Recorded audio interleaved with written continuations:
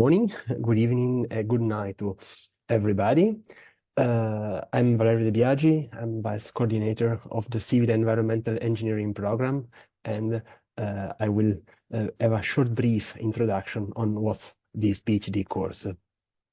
Essentially, the PhD has 7 research branches that address all the possible topics and either theoretical or applied research related to civil and environmental engineering.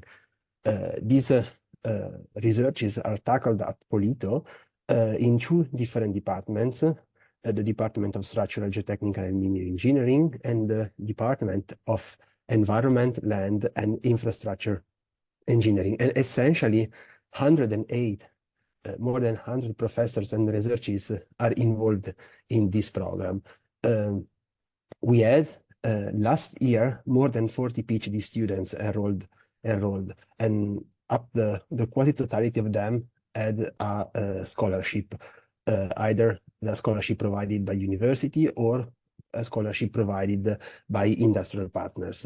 And there are more than 120 students that currently are active in this PhD, working in the last three PhDs. This one is, we can see that is the largest and among the largest and more variegated PhD programs at Polito, as we are encompassing all the possible and different, let's say, phases that civil and environmental engineering has. All our wide variety of topics is essentially supported by all our professors and researchers that are working on the field, and by several laboratories and infrastructures that are, let's say, the pillars of our research. We can see that we have more than 20 different laboratories that are in all the fields that I will discuss later on. I will go straight on these 7 research branches, as you provide the variety of our PhD. We have, say, experts in geoengineering and essentially working, for example, in underground energy systems, applied geophysics and raw material engineering that are the basis for our, let's say, industry and for our energy.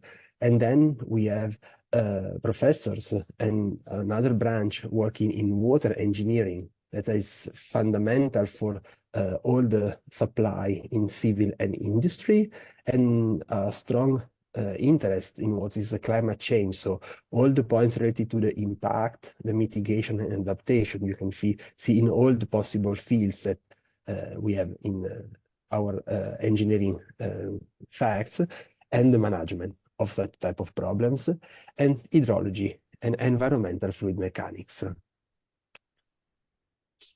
Then there are another branch is the one of geotechnical engineering, and we are involved in soil and rock mechanics, or environmental geotechnics, or geotechnical earthquake engineering, and geothermal engineering. That's, for example, the case in which we would like to collect heat from the underground and convert it into energy for the current uses. Then infrastructure, transport systems, and civil engineering works, that is called all the points related to the mobility, essentially. So planning, transport planning and mobility behaviors, all the parts related to pavement, road design and construction, railway constructions, and all the parts related to the survey, so geomatics and photogrammetry, plus the underground works, essentially tunneling with very detailed specialization on tunnel boring machines and mechanical tunneling. Applied environmental engineering, so the effects on the environment, on the environmental footprint, and the risk, the studies related to the risk of new and existing processes, the assessment of the contaminations and the effects on the ecosystems, or the reclamation, the treatment and the improvement of soil and water resources, plus all the part related to the disposal and storage of materials. Then there is the part related to the structural mechanics, essentially the theoretical aspects related to the structures, that it's related to glass and final fracture mechanics, fatigue, size effect, lattice model, spatial structure, I mean, tall structures, flutter in bridges, or computational mechanics and aeroelasticity. Other points are related to all the part related to the damage monitoring, the structural health monitoring, with a bit of attention towards artificial intelligence as well in the application towards structural health monitoring. And then the part related to the structural engineering. So all our construction and how these construction are in the reality, that accounts obviously the parts related to the structural safety, but also all the parts related to machine learning and the possibility of structural optimization thanks to the new, let's say, computational technologies like machine learning or artificial intelligence, and the part related to sustainability, so the reuse of materials in construction to have a sustainable